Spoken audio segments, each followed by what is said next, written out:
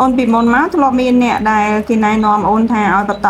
ថ្នាំដើម្បីបំបត្តិអាចរុយនៅលើមុខអូនហ្នឹងនេះ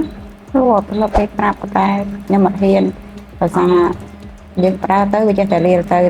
យ៉ាងគ្រូចាអញ្ចឹងអត់ហ៊ានបន្តបណ្ដោយណោះចាព្រោះមានគេបន្តហើយស្រាប់តែអត់បាត់ទេវាខូងសាច់ហើយវាចេញផ្លែទៀតអូនធ្លាប់ឃើញទេធ្លាប់ហើយឡើងមកវិញចឹងដើមទៀតចាអញ្ចឹងហើយបានអូនមកហៅលេសឺណោះចាហើយឥឡូវនេះលេសឺក៏ឃើញថាស្បែកមុខយើងបាត់ពណ៌ហើយស្អាតអត់មានខូងទេណោះនៅតែស្មូតដល់លោងដដែលខូងសាច់ក៏មិនមានចេញកំអក៏អត់នៅដូចសាច់មុខយើងពីមុនអញ្ចឹង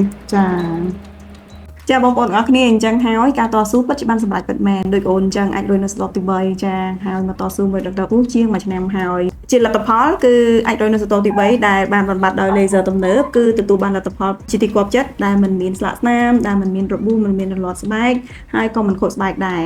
ចាពិតមែនណាអ្នកគ្រូខ្ញុំបានបាត់ហើយឥឡូវនៅសល់តែ 10% ទេ